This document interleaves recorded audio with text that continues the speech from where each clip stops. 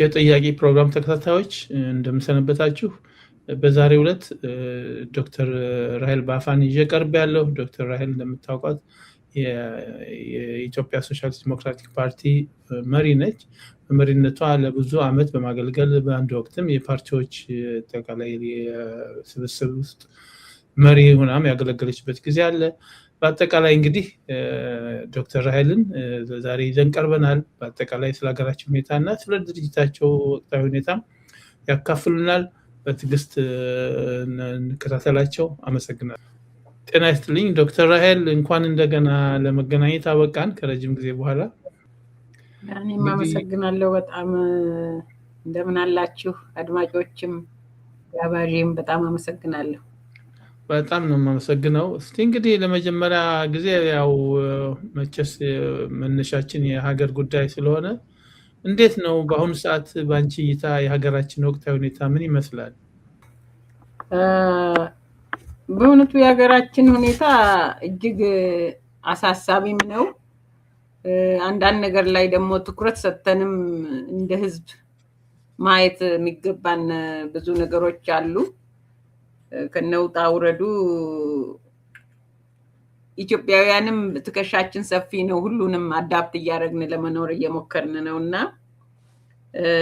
አሁን ኢትዮጵያ በተለያዩ ነገሮች ተወጥራ ነው የምናየው። የብሔራዊ ምክክር ኮሚሽን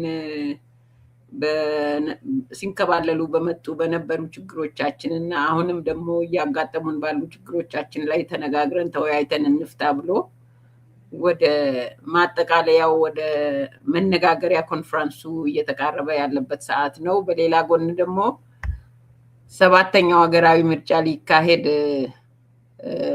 ብዙ ሂደቶች የክርክር ሂደቶች አልፈው ወደ ምርጫው እየተቃረብን ያለንበት ነው። 1 ሳምንት ያህል የቀረበት። በሌላ በኩል ደግሞ የሰላምና ጸጥታ ሁኔታ ያለመረጋጋት እና የምርጫውንም ሆነ የብሔራዊ ምክክሩን ሂደት የሚፈታተን ብዙ ነገር ባለበት ላይ እንገኛለን። የኑሮ ሁኔታም በዛው ልክ የኑሮ ውድነቱ ህዝቡን በጣም ባሰቃየበት እና ባስጨነቀበት ሁኔታ ውስጥ እያለፍን እንገኛለን እና ይህንንና የመሳሰሉ ብዙ ችግሮችን እያለፍን ያለንበት ሰዓት ነው። በትክክል ነው። ልክ ነው እንዳልሽው፣ ቀላል ሁኔታ አይደለም። በተለይ ደግሞ ከሁሉም በላይ የጦርነቱ ጉዳይ በሀገሪቱ ሰላም የነሳበት ሁኔታ በግልጽ ነው። ከተማ ሳይቀር አሁን የሰዎች ህይወት በፍጹም ከቁጥጥር ውጭ በሆነ ችግር ውስጥ የወደቀበት ነው።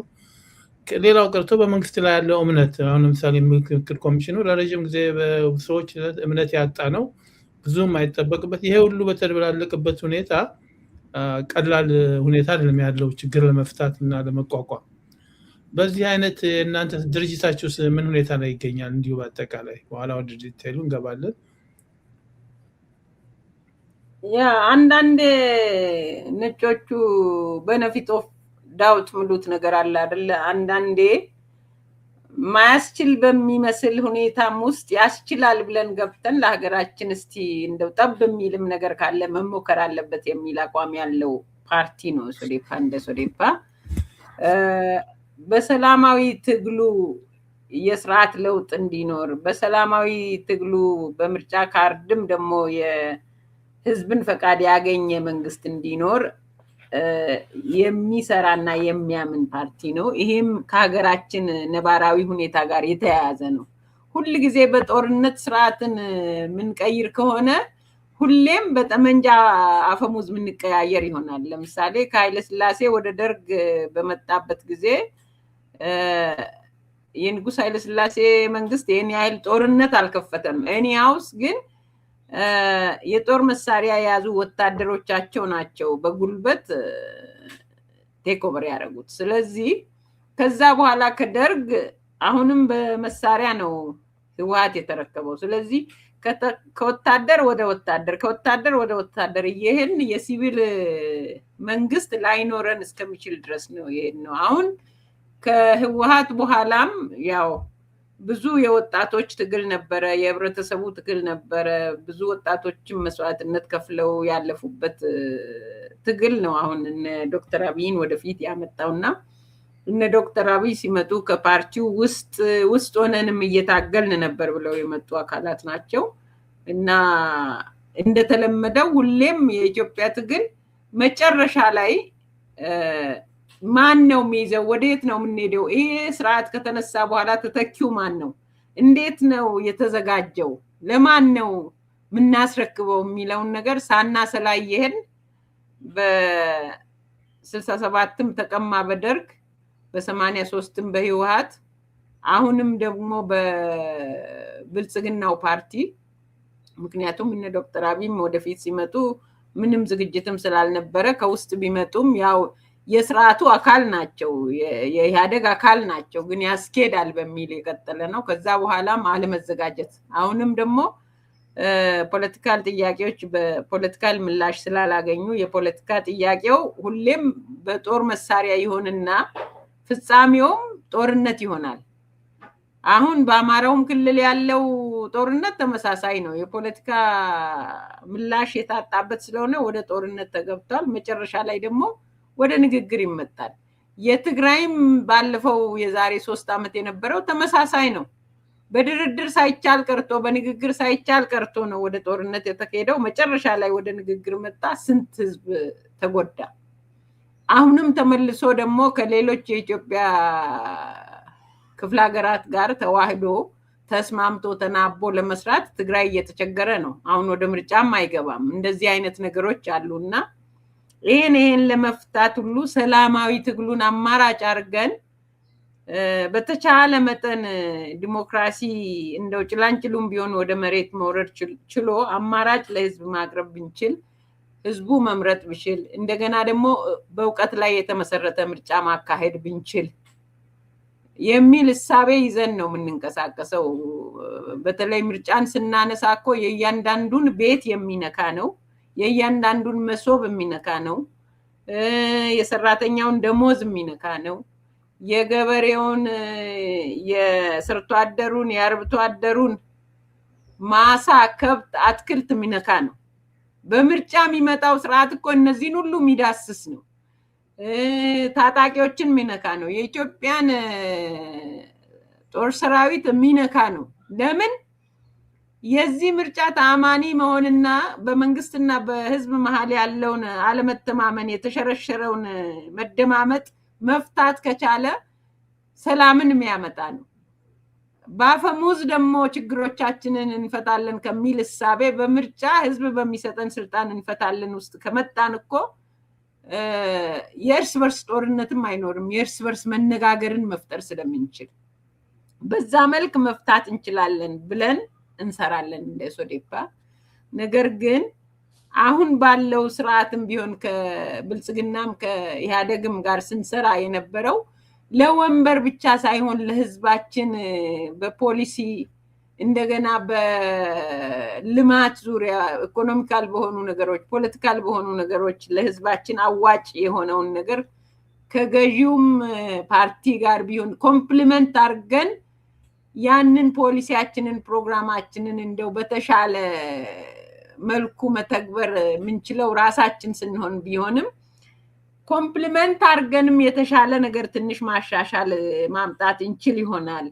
ምርጫውን ዲሞክራሲያዊና ነፃ ማድረግ እንችል ይሆናል። ተነጋግረን ተደራድረን ሰላማዊ ማድረግ እንችል ይሆናል የሚል የተለያዩ ጥረቶችን ስናደርግ የቆየን ፓርቲ ነን። በዚህም ሂደት ብዙ ህይወት እስከመገበር የሄደ ፓርቲ ነው ሶዴፓ።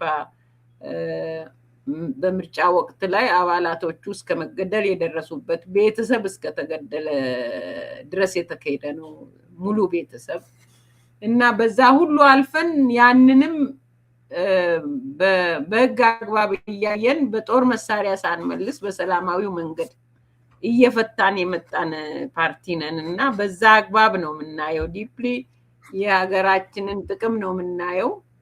ፓርቲዎች ፖለቲካ ፓርቲዎች ሲመሰረቱ መቼም ሄደው ወደ ስልጣን ለመውሰድ ነው። ግን ወንበር ብቻ ላይ አተኩረን እሱ ላይ ብቻ ፎከስ አድርገንም አይደለም። ለምሳሌ አሁን ከብልጽግና ጋር ተወዳድረን ብንገባ ብልጽግና ለህዝብ ድምጽ ምንም እድል እንደማይሰጥ ኦልሬዲ ያሳውቋል።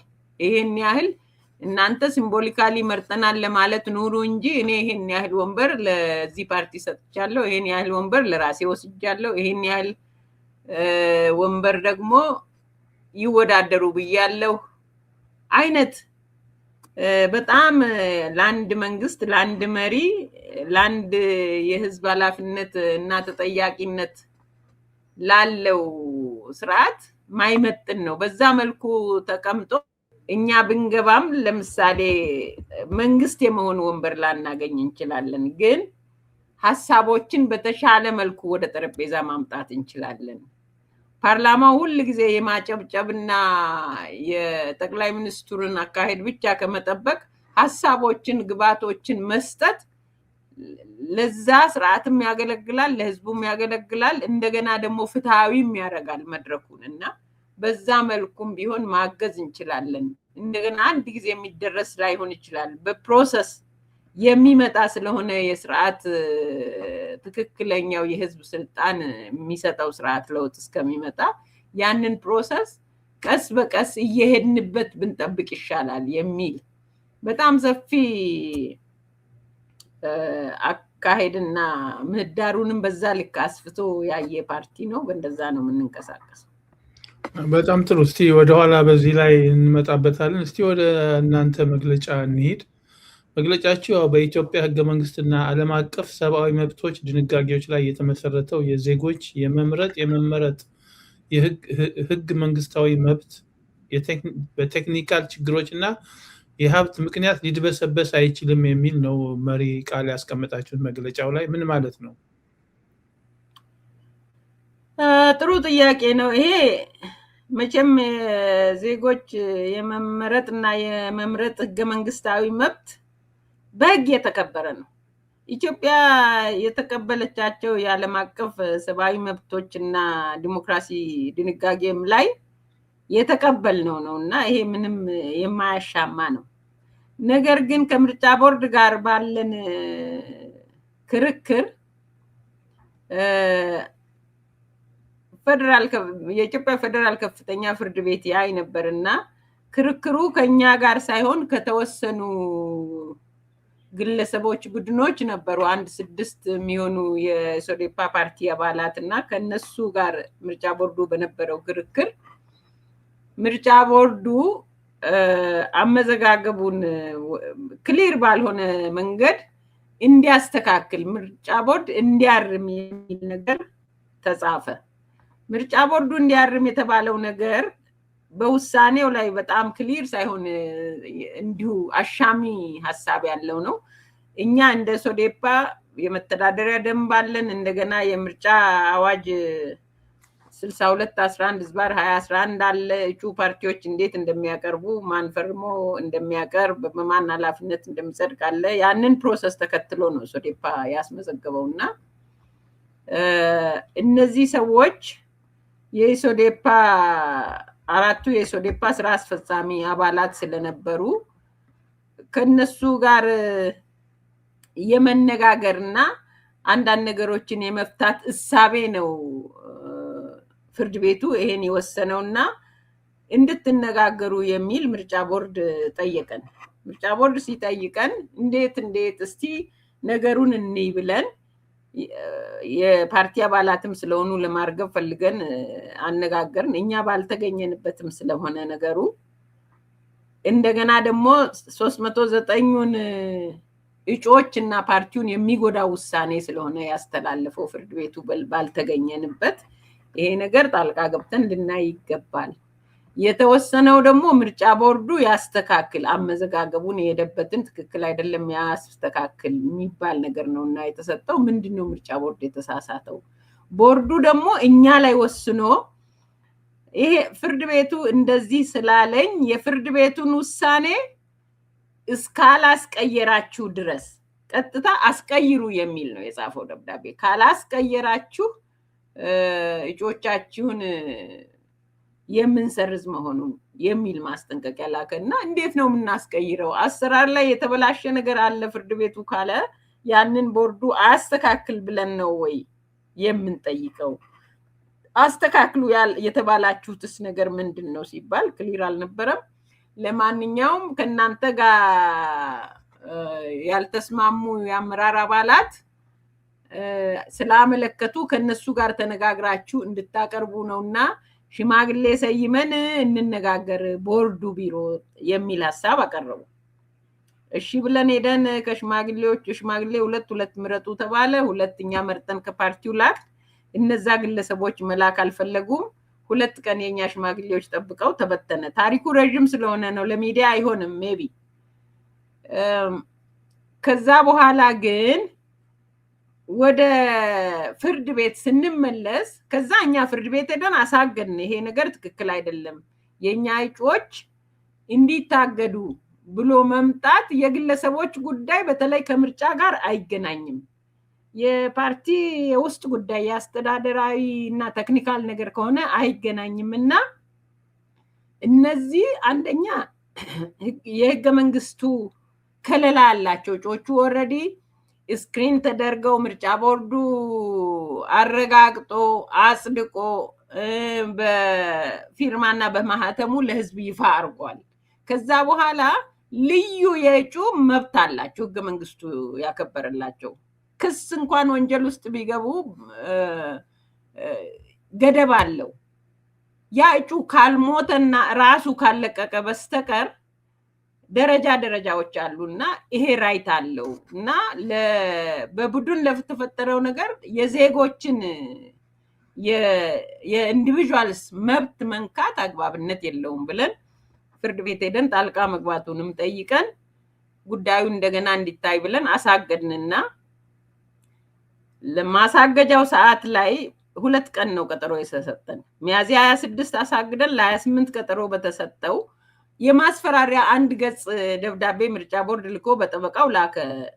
ለግልጽ ችሎት የሚነበብ ማለት ነው። በግልጽ ችሎት ጠበቃው ይሄን ያህል ገንዘብ ይባክናል፣ ለህትመቱ ጊዜ አጭር ነው፣ እኛ ፍርድ ቤቱን ትዕዛዙን አክብረን ይሄ 2 ቀን ህትመቱን አቁመናል፣ አሁን ለእለቱ ሳይደርስ ብቀር ለሚባክነው ጊዜ ለሚባክነው ገንዘብ ለሚስተጓጎለው ምርጫ ተጠያቂው ማን እንደሆን የሚታይ ይሆናል።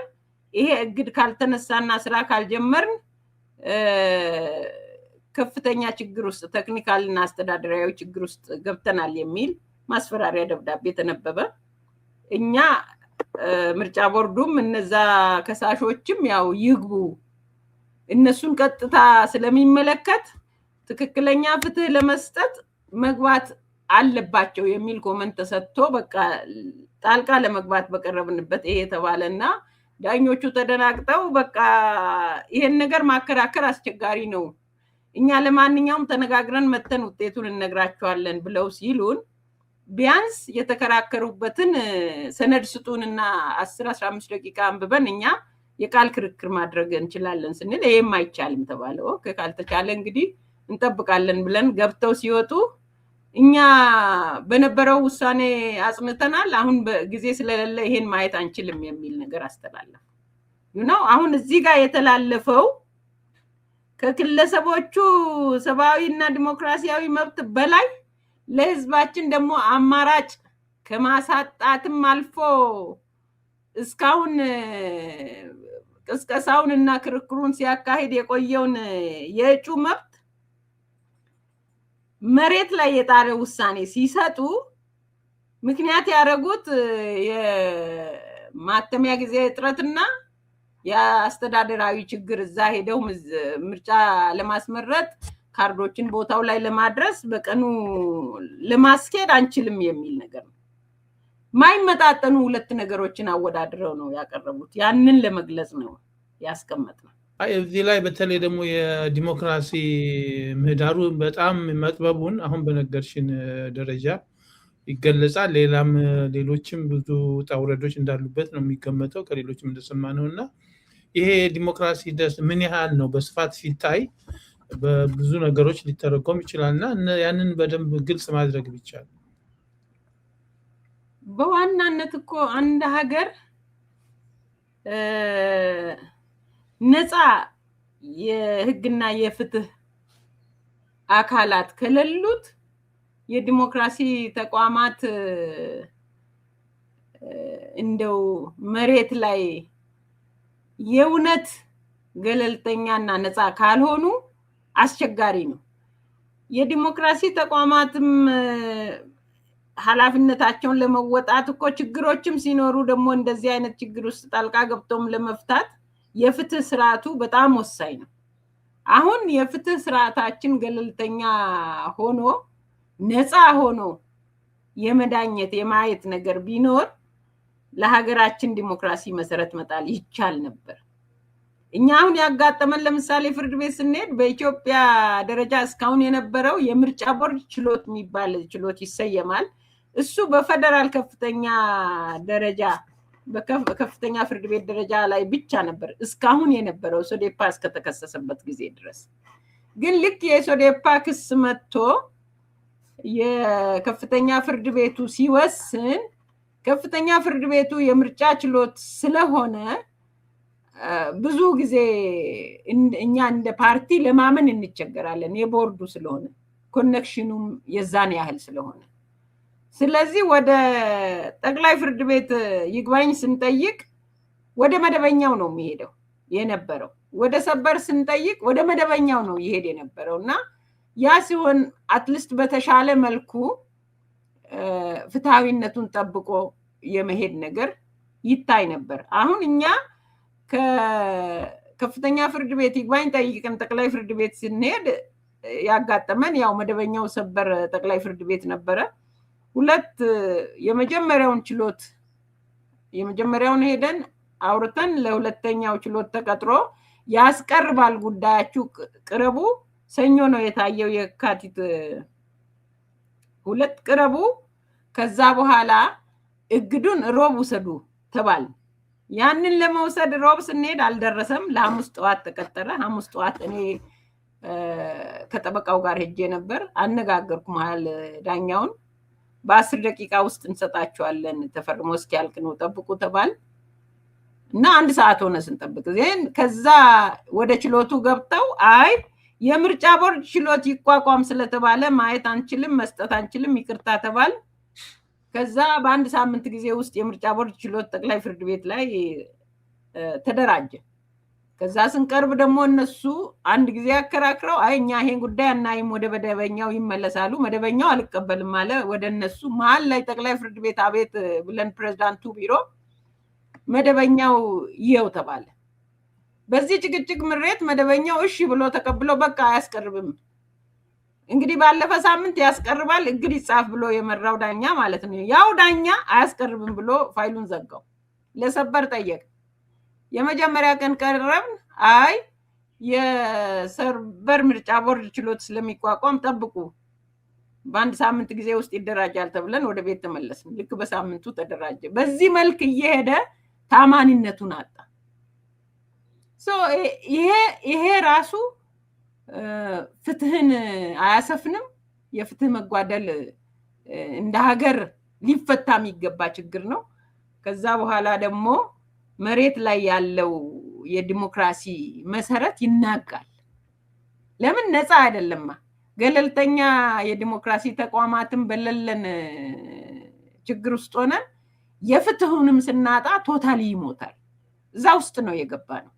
ትክክል ነው። አሁን በተለይ ከዚህ ጋር እያይዘሽ ቅድም የተጠቀሰው ምንድነው የመራጭ የእጩዎቻችሁን ምዝገባ አስመልክቶ እና ሌሎች ደግሞ የተመዘገቡትንም እስከ መባረር የሚደርሱበት ሁኔታም ያለ ይመስለኛል። እንዴት ነው ይሄ ነው? ይሄ በእርግጥ ያው መጀመሪያ ስናስመዘግብ ባይዘው መጀመሪያ ላይ አዋጁ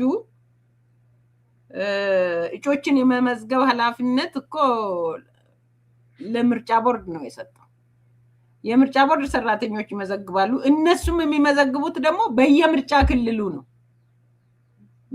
ወደ መሃል መጥቶ ሁሉም አዲስ አበባ ላይ የሚመዘገብበት ነገር የለም። ይሄ በአዋጅ የተቀመጠ ነው። ያ አዋጅ ባልተሻሻለበት ባልተቀየረበት ምርጫ ቦርዱ የዘንድሮ የእጩዎች ምዝገባ አዲስ አበባ ላይ ይሆናል የሚል ውሳኔ አስተላልፎ ሁለተኛ ደግሞ እጩዎችን የመመዝገብ ኃላፊነቱም የቦርዱ ሆኖ እያለ ማኑዋሊ ፓርቲዎች እጩዎቻቸውን ያቀርባሉ እንጂ የመመዝገብ ኃላፊነቱም አሁንም አዋጁ ለምርጫ ቦርድ ይሰጣል። የምርጫ ቦርድ ሰራተኞች ናቸው መመዝገብ ያለባቸው። ያንን አዋጁ ሳይሻር የህግ ጥሰት ባለ መልኩ ወደ ፓርቲዎችና ወደ መሀል አዲስ አበባ አረጉ መዝገባውን። ለምን?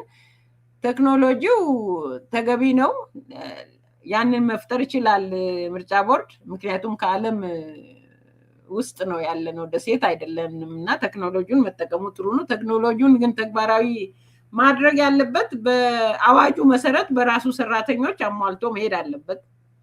ያንን ትቶ ወደ መሀል ያመጣበት የተቃዋሚ ፖለቲካ ፓርቲዎችን እጩዎች ኮንትሮል ለማድረግ የሚመች ሜካኒዝም ነው። ሌላው ደግሞ አብዛኛው የሀገራችን ክፍል ለኔትወርኩ ለኢንተርኔቱ የተመቸ አይደለም፣ አላዳረስንም እና በዛ መልኩ ኦንላይን ላይ የሚመዘገቡ እጩዎቻችን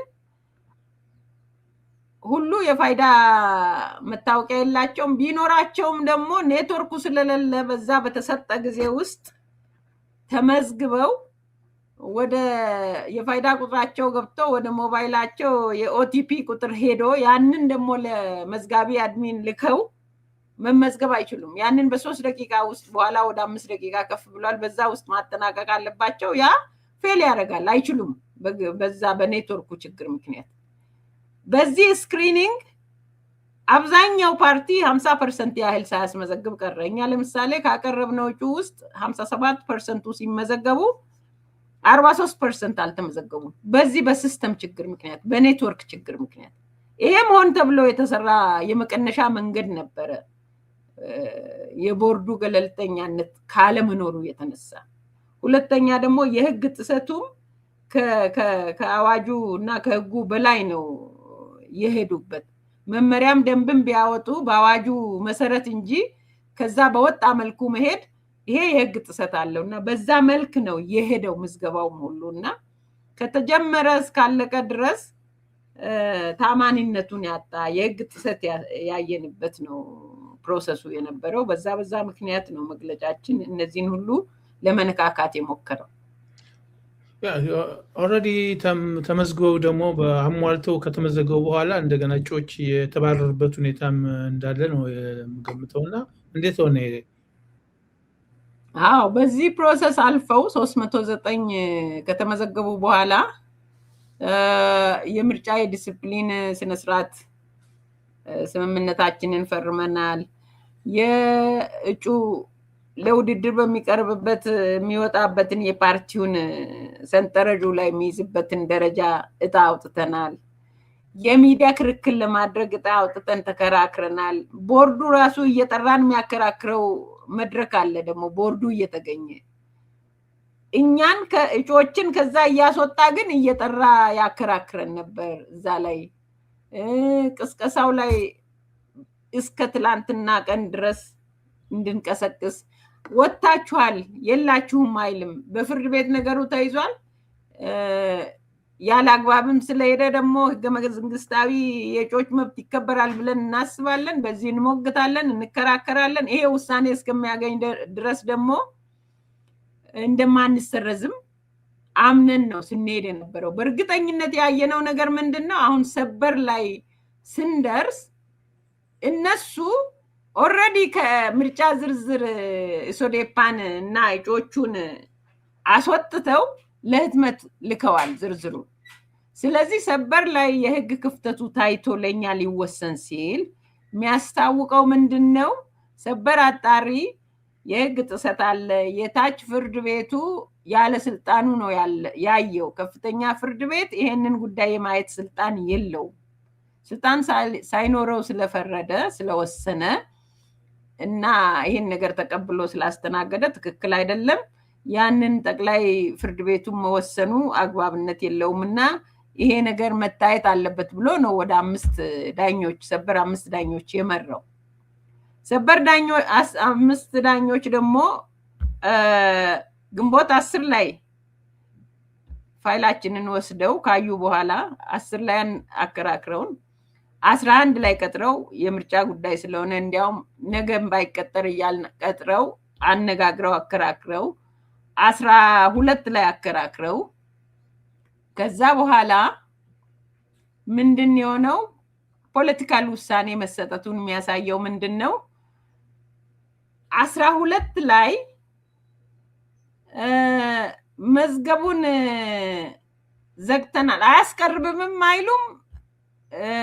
ደግሞ ያስቀርባል ተብሎ ወደ እነሱ የመጣውንም የሰበር አጣሪ ውሳኔም አላነሱም። እኛ መዝገቡን ዘግተነዋል አሉ። ከዚህ በፊት ምንድን ነው ያሉት? እችን ከማለታቸው በፊት አሁን ኦልሬዲ የምርጫው ጊዜም ሄዷል ደርሷል፣ ህትመቱም እያለቀ ነው። ከአሁን በኋላ ለእናንተ ብንወስንም እኮ አይጠቅማችሁም፣ ለምን አተውትም? እንደገና ብዙ ገንዘብ ነው የሚባክ ነው፣ ይሄ ችግር አለ ብለው ዳኞቹ ቴክኒካል ነገር አስረዱን። ይሄን እናውቃለን፣ ግን 1 ሰዓት ሲቀረውም ቢሆን ፍትህ መኖር መገኘት አለበት። ከፍትህን ማግኘት ነው እንጂ የምንፈልገው ስለ ቴክኒካል እና ሪሶርስ እሹ እዚህ ማውራት የለብንም። እናንተ ስለ ፍትህ እሹ ነው ማውራት ያለባችሁ። በዚህ መልክ ሊታይልን ይገባል። እኛ ፍትህ ነው የምንፈልገው። ይሄን የምትሉትን ነገር በዛው መድረክ መነጋገር እንችላለን ብለን ተከራከርን። በኋላ ላይ አይ በቃ የስር ፍርድ ቤት ባለው እኛ ጉዳዩን ዘግተነዋል የሚል ምላሽ ጻፉ። ያንን ሲጽፉ ደግሞ ምን እሱ ጋር ባስገባን ከተፈጥሮ ህግ ውጭ ነው የሄዱት። 13 ላይ 10 ላይ አይተው እንደፈረሙ አድርገው በ10 ነው ውሳኔውን የሰጡት። ያ ማለት ሳያከራክሩን ሲመጣ አያስቀርብም ብለው እንደዘጉ ለማስመሰል ማለት ነው። አስቀርቦን ከተከራከርን በኋላ ማለት ነው። እና ይሄ ሁሉ ችግር ነበር እንደ ሶዴፓ ያጋጠመንና እነዚህን ለማሳየት ያህል ነው። እንዲሁ በጥቅል አሁን በዚህ በሀገራችን ህግና በአፍሪካና በዓለም አቀፍ ህግ አንፃር እንዴት ነው ያየሽው? ለምሳሌ ግልጽና አካታች በዝርዝሩ አስቀምጠነዋል። ግልጽ የሆነ ምርጫ እንዲካሄድ ያስቀምጣል እኮ የአፍሪካ መግለጫችን ላይ አለ። እስቲ እሱን እንዳለ ባነበው ብዬ ነው። ግን በጣም ጥሩ የአፍሪካ የዲሞክራሲ ምርጫና አስተዳደር ቻርተር የሚደነግገው መንግስታት እና የምርጫ አስፈጻሚ አካላት ሁሉንም ያሳተፈ እና ግልጽነት ያለውን የምርጫ ሂደት እንዲያመቻቹ ያስገድዳል። ያ ማለት ምንድነው? የምርጫ አስፈጻሚ አካላት ማለት ምርጫ ቦርድ ማለት ነው። ለምሳሌ ሁሉንም ያሳተፈ ፓርቲዎችን ምክንያት እየፈለገ በማሳደድ ባይሆን ህዝቡን ደግሞ በራሱ ፈቃድ እንዲመርጥ ማያስችል አማራጭ ማያቀርብ መሆኑ ይሄንን ይጥሳል። ሁሉን አያሳትፍም። ደግሞ ግልጽ አይደለም። አሁን በርካታ ቦታ ላይ ሰነዶቹን መላክ ይችላል። እጩ ሲያቀርቡ ምርጫ ማለት ቢያንስ ከሁለት አንድ መምረጥ ነው አይደል? በትንሹ አንድ ብቻ ሰው እያቀረቡ ፓርቲም አይደለም፣ አንድ ሰው ከፓርቲ ውስጥ አንድ ሰው እያቀረቡ በበርካታ ቦታ ላይ አንድ ፓርቲ እያቀረቡ ከ75 በላይ ቦታ ላይ ህዝብን አማራጭ አቅርቤልሃለሁ ምረጥ የሚሉበት አግባብ ትክክል አይደለም። ለዚህ ደግሞ አንድ ሰው ለሚቆርብበት ቦታ እኮ ሰራተኛ መድበዋል፣ ወረቀቱ ይሄዳል፣ የእጩ ምዝገባ ተካሂዷል። እሺ የሚመርጡ ግለሰቦች ድምጽ ለመስጠት ተገደው መተው ያንን የምዝገባ ፕሮሰስ ይጨርሳሉ፣ ካርድ ይወስዳሉ። የምርጫ ዕለት ደግሞ ለመምረጥ ስራ ፈተው ተገደው ይመጣሉ። ሰኞ ቀን ነው የዋለው። ለዚህ እነሱ ይሄን ሁሉ ብክነት የሀብትም የጊዜም ብክነት ለምን አስፈለገ? ህዝቡ ሳይመርጥም እኮ ባይ ዲፎልት ያሰው ተመርጧል። ዝርዝሩን ወደ ፓርላማ መላክ ብቻ እንጂ ህዝቡን ማንከራተት አያስፈልግም ነበር። እንደዛ የታየበት አለ። ሌላ ደግሞ በጣም አይገናኝ በድልደላ የተሰጠ ፓርቲ ከዛ ህብረተሰብ ጋር ምንም አይነት አብሮ የመሆን የመግባባት ወይም በድንበር የመገናኘት የሌለው ሁሉ ሄዶ በተሰጠው ኮታ እዛ ተወዳድሮ ወንበር የፓርላማ እንዲይዝ የተደረገበት ሁኔታ አለ፣ የተመቻቸበት። ለምሳሌ ብልጽግና ሁሉም የኢትዮጵያ ክልል ላይ አለ አይደል? ለህዝቡ ክብር ቢኖረው የምርጫ ዲሞክራሲን ደግሞ ህዝቡ እንዲለማመድ ቢያስብ ኖሮ ተቃዋሚ ፓርቲዎች ከየትም ሄደው እዛ ሲቀርቡ ብልጽግና ሁለተኛ ሆኖ ቢቀርብ እንኳን ለህዝቡ ሳይኮሎጂካል ትሪትመንት ይሆን ነበር እኮ። ሁለት ሰው ቀርቦ ነበር አንዱን መርጫለሁ ብሎ ማለት ነው። ያ ሰው አንድ ሰው ከዛ ህዝብ ቢመረጥም የተላከውን ፓርቲ ይወክላል። አሁን ለምሳሌ የወሎ ህዝብ ዲሞክራቲክ ፓርቲ ወሎን ክልል ለማድረግ ነው የተቋቋመው። ይሄ ነው አላማው። ግን እሱም ይወዳደረው ደቡብ ኦሞ ላይ ከብት አርቢዎች ያሉበት የምርጫ ክልል ላይ እንደገና ደግሞ አንድ ፓርቲ ሄዶ አሁንም እንደዚሁ ደቡብ ኦሞ ላይ ላይክ ዳሰነች ላይ ደቡብ ምዕራብ ላይ ደግሞ ማዕከላዊ ኢትዮጵያ ላይ እንደዚህ አይነት ምንም አሁን ለምሳሌ ክልል የማድረግ የወሎ ፕሮግራም ላይ እነዚህ ከደቡብ ሄደው እዛ ጋር ምንድነው ግንኙነቱ? እንዴት አድርገው ነው የዛን ፓርቲ አላማ የሚያሳኩት? ፕሮግራሙን የሚያሳኩት? ፖሊሲውስ ምንድነው? ይሄን እንኳን ያላየ አይነት አቀራረብ ነው ያለውና በጭራሽ ፍትሃዊ ውክልና ለህዝቡ ለህብረተሰቡ ለማቅረብ የታሰበ አይደለም። ያ ህብረተሰብ አሁን ለምሳሌ አርብቶ አደሮች ጋር ስንሄድ እኮ በኮታ የተሰጣቸው ወንበር እኮ ነው አሁን ተቀምጦ ለሌላ የሚሰጠው።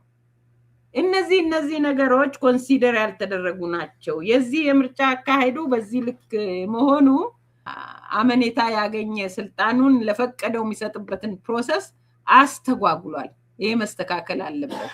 ይሄ ሊሆን የቻለው ደግሞ በየምርጫ ክልሉ የእጩ ምዝገባ ስላልተደረገ ነው። አዲስ አበባ ላይ ቁጭ ብሎ የፈለገውን ስም እየጻፈ መላክ ነው የሆነው።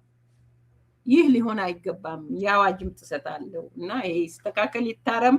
ከዚህም የተነሳ አንድ ቀን ሲቀር እንኳን የሀገሪቱን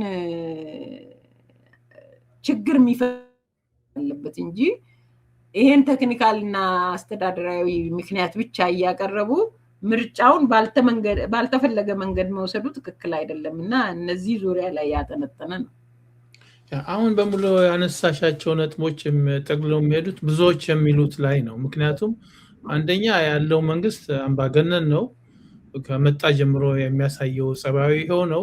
ሁለተኛ በአገሪቱ አሁን ከፍተኛ ጦርነት በየቦታው ሰው ከአዲስ አበባ ወጥቶ በሰላም አሁን ሰው ለመጎብኘት በመኪና አስፈሪ የሆነበት ሁኔታ ነው። በአማራው ክልል የሚሞከር አይደለም ምርጫና የመንቀሳቀስ ጉዳይ። በትግራይም የምታውቂው ነው። በኦሮሚያም አካባቢ ያለ ሁኔታ ነው። ይሄ ባለበት ሁኔታ ምርጫ ብሎ መሄዱ አንድ ነገር የሚጠየቅ ነው። ሁለተኛ የምርጫ ቦርዱ ራሱ በግል በአብይ ወይም ደግሞ በብልጽግና እጅ የተመረጡ ናቸው። የራሱ የአማካሪ ኮሚሽን የተባለው ራሱ ሁሉ የምክክር ኮሚሽን ተብየው እንደዚሁ በእነሱ የተመረጡ ናቸው በሙሉ። ዳኞቹም ሃንድ ፒክድ በሎያልነት ተመርጠው የተቀመጡ እንጂ በሙያ የተቀመጡ አይደለም እንደምናገኘው መረጃ። እና ይሄ በሆነበት ሁኔታ ምን አይነት ፍትህ ነው የሚጠበቀው? ምርጫም ለምሳሌ ከዚህ በፊት ገቡ እንደ አንዳንድ ተቃዋሚዎች ሞክረውታል። ፓርላማ በመግባት ድምጽ ለማሰማት ሞክረዋል። ምን እንደደረሰባቸው የምናውቀው ነው። ከአምና ከታች አምና እየባሰ ነው ያለው ችግሩ የበለጠ የዲሞክራሲ እንትኑ ሂደቱ እንትኑ ያለው እድሉ በጣም ጠባብ እየሆነ በሄደበት ሁኔታ ላይ አስቸጋሪ ሁኔታ ፈጥሮ እንዳልሽው በየአመቱ አንድ ሰው ሁለት ሰው የሚባል ቢሆን እንኳን ወስኖታል። የዚህ አይነት ወንበሮች ለዚህን ያህል ተቃዋሚዎች ታማኝ ተቃዋሚዎች እንሰጣለን፣ ሌሎች ጠንከር ያላችሁትንም እየገፈተሩ ማውጣት ነው የተያዘው። እና ይሄ ባለበት ሁኔታ ምንድነው ጥቅሙ የምርጫው?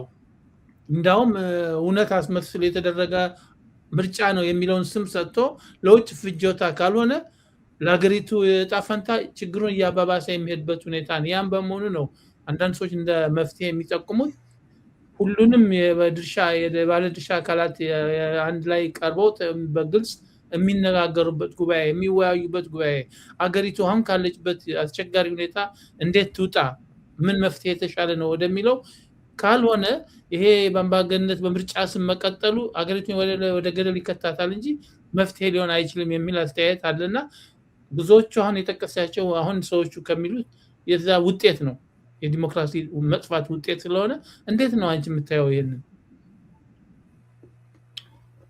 ይሄ እኮ ትክክል ነው። ነገር ግን የብዙ ትግል ውጤት ተንጠባጥቦ ነው ድል የሚመጣው። ፕሮሰስ ነው ዲሞክራሲው ራሱ። ለእኛ እኮ የጥቁር አሜሪካን ትግል ትልቅ ምሳሌ እኮ ነው። ለምን ግብ አድርገው ተሸንፈው ቢሆን ኖሮ ዛሬ የደረሱበት ላይ አይደርሱም። ነገር ግን ዋጋ እየተከፈለም ቢሆን ሁሉም የየበኩሉን ጠብታ ወደ ጋኑ መሰብሰብ አለበት። ያ ካልሆነ በተውን ቁጥር እየከፋ እየከፋ እየከፋ ይሄዳል እንጂ ወደ ምን ፈልገው አይመጣም፣ ወይም ህዝቡ ወደ ፈለገው ዲሞክራሲ አይመጣም። አሁን ህዝቡ ሳይ የለውም። ፖለቲካ ፓርቲዎችም ይሄን ያህል ቦታ ተሰጥቷቸው የሚደመጡ አለመሆኑን የኢትዮጵያ ሁኔታ እኮ ያሳያል። ብዙ ነገሮች አቅርበን ቦርዱ ጋር ብንቀርብም እኮ ከቦርዱ እኩል ያለውን ችግር ምርጫ ቦርዱ የሚኖረው የፖለቲካ ፓርቲዎች ሲኖሩ ነው፣ ፓርቲዎችን ለማስተዳደር ነው። ግን ቦርዱን ለማነጋገር እኮ ደብዳቤ አቅርበን ደጅ ጠንተን ነው የሚሆነው። ቦርዱ እኔ ፐርሰናሊ ያጋጠመኝ መንፈሴን የሚሰብር ነገር ተንበርክኬ ማናግራቸው ድረስ እንዲሄድ የሚሄዱበት አግባብ ነው የነበረው። ግን ያ ስለሆነ ግባብ ማድረግ አልችልም። ያንን ታግለን ነው እኮ ማለፍ ያለብን። ያንን ታግለን እኮ ነው ቆመን መሄድ ያለብን። ዛሬ እነሱ እንደሞከሩት መንፈሴ ተሰብሮ ቢሆን ኖሮ እዚህ እናንተ ጋርም እኮ አልገኝም፣ አላወራም። ማንዴላ 28 ዓመት ወይኒ ቤት ሆኖ ሲታገል ምን ይጨምራል ተብሎ ይታሰብ ነበር የዛን ጊዜ ራሱ ከመሰቃየት ያለፈ። ግን ሰምሃው ይቆጠራል፣ ያ ነጥብ ያ ድሮፕ ይቆጠራል፣ ያ ጠብታ። ስለዚህ ይሄንን ማቆም የለብንም እንደ ኢትዮጵያዊ ዜጋኛ። ሁሉም የድርሻውን ማድረግ አለበት። ሁሉም የራሱን ድርሻ የራሱን ጠብታ ማምጣት አለበት። እኔ በዚህ አምናለሁ። ስለዚህ ለህዝቤ ድምፅ መሆን እፈልጋለሁ። አሁን 63 ፓርቲዎች አለን፣ የፖለቲካ ፓርቲዎች ኢትዮጵያ ውስጥ የተመዘገቡ። አንድ ሶዴፓ የኔ ፓርቲ ብቻ ነው ሴት አመራር ወደፊት የመጣውበት ሴት መሪ ያለው ፓርቲ። ሴት መሪ ሆኜ መምጣቴ ግን ይሄ የወንዶች ሜዳ ስለሆነ ለኔ በጣም ጠባብ ነው። ለፋንድራይዚንግ ነው የሴቶችን ቦርዱም የሚጠቀመው። አያበቃም፣ አይደግፍም። ባይደግፍ እንኳን ሪል የሆነውን ነገር እንኳ እውነት የሆነውን ነገር እንኳ በአግባቡ አይቶ ማሳለፍ አይፈልግም። እኔ ለምሳሌ ሴት ነኝ። የጽህፈት ቤት ኃላፊና ጸሐፊ ሴት ናት። እነዚህ ምርጫ ቦርድ ሄደው የሚከሱ ሰዎች ቢሮ መጥተው ሊደበድቡን ሲፈልጉ ቢሮ ሲሰብሩ ምርጫ ቦርድ አቤት ብለን አመልክተን ቀርበን እኮ ምንም አይመስለውም። ከዛስ እኛ ሰብሳቢ ነን ብለው ሊቀመንበር ነኝ ብሎ አንደኛው በራሱ ስም ቲተር ማህተም አውጥቶ አንደኛው ደግሞ የቁጥጥር ኮሚቴ ሊቀመንበር ነኝ ብሎ በራሱ ሾሞ ቲተር ማህተም አውጥቶ በዚህ ፈርሞ ለምርጫ ቦርድ ሲያቀርብ ምርጫ ቦርድ ይቀበላል። ምርጫ ቦርድ የአንድ ፓርቲ ህጋዊ ተወካይ ማን እንደሆነ ያውቃል። ሰነዶች በእጁ ናቸው። ያ ህጋዊ ተወካይ ሲመረጥም ታዛቢ ይቀመጣል። ምርጫ ቦርድ አለው ፕሮሰስ። ግን ይሄን ይቀበላል። ከዛ ፓርቲው ከሰሰ። ፖሊስ ማስረጃ ስጠኝ፣ እነዚህ ሰዎች በዚህ በህገወጥ ማህተምና ቲተር አንተ ጋር ማመልከቻ አስገብተዋል ወይ? ለሚዲያም እንደጻፉ ሰምተናል፣ ለባንክም እንደተጻፈ እንደዚህ ነገር ስለቀረበ እናንተ ማስረጃ ስጡ ብሎ ሐምሌ 10 2017 ጠይቆ የልደታ ፖሊስ መምሪያ ይሄው እስከ ዛሬ 11 ወር ምርጫ ቦርድ ከልክሏል እኮ ወንጀል የሰሩትን ማስረጃ ለህግ ለማቅረብ ፈቃደኛ አልሆነም ቦርዱ። ከዛ ጥቅምት ውስጥ እኛ እንደ ፓርቲ እኛ ህገወጥ ይሄ ደረቅ ወንጀል ነው ይጣራ፣ ወንጀል እንደ ቦርድም እንደ ፓርቲም መደበቅ የለብንም ለህግ ይቅረብ ብለን ለምርጫ ቦርድ ደብዳቤ ስንጽፍ የኛንም ደብዳቤ እኮ ፋይል ውስጥ አስቀምጦ እስከ ዛሬ አልመለሰም። ይሄ ምን ያሳያል? ምንም እንደው ሳፖርት አይደለም ያለንበት ሆነን እንኳን 50% የኢትዮጵያ ሴቶች ወክለን ወደፊት ለመምጣት አንድ ለ62 መሪዎች በሆንኩበትም ማያስችል ሁኔታ ነው የፈጠረው።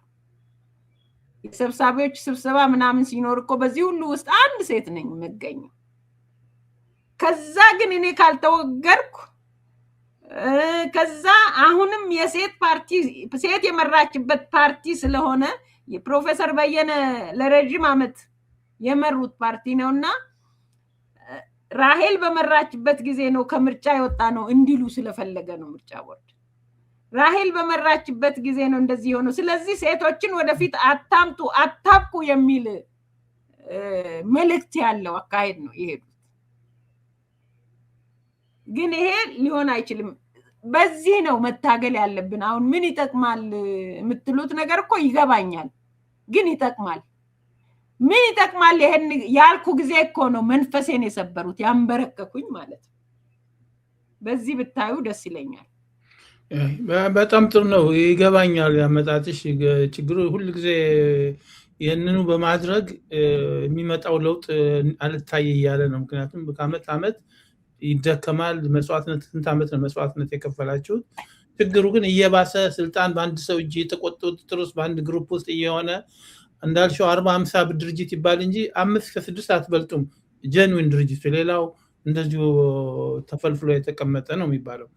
በአጠቃላይ እንግዲህ ምንም አይነት የዲሞክራሲ ትራንስል የሚታይበት ሁኔታ አይደለም ያለው አካሄዱም ሁሉም የሚገለጸውና ይሄንን ህጋዊ ብሎ እንዴት ሰው ይሄን መውሰድ ይችላል? ይሄን ምርጫ ምክንያቱም የሚፈለገው ይሄ ነው። አሁን መንግስት የፈለገው እችን ስም እንድትሆንለት ነው። ሌሎቹን ለክቶ አንቺ ከዚህ በላይ ማለፍ የለብም ያ በዛት ወንበር ተሰጥቶታል። አብሶሉት ማጆሪቲ የሚፈልገውን ማስወሰን የሚፈልገውን ቦታ ከያዘ በኋላ ሌላው ግድልም ትርፍ ነው። ከተናገረም ይወረወራል እንደ ክርስቲያን። ዋናው ቁም ነገሩ አሁን ህጋዊ የምትለውን ስም ወስዶ በውጭም በውስጥም ያቺን ለሌላም ከዛ በኋላም ነው መልሱ 5 ዓመት ምርጫ ጠብቁ።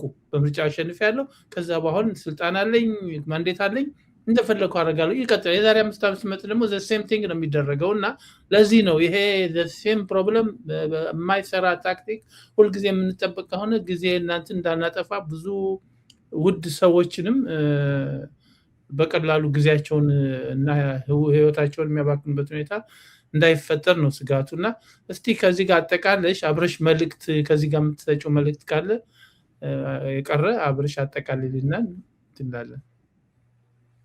እሺ አመሰግናለሁ። እኔ በአጠቃላይ እንግዲህ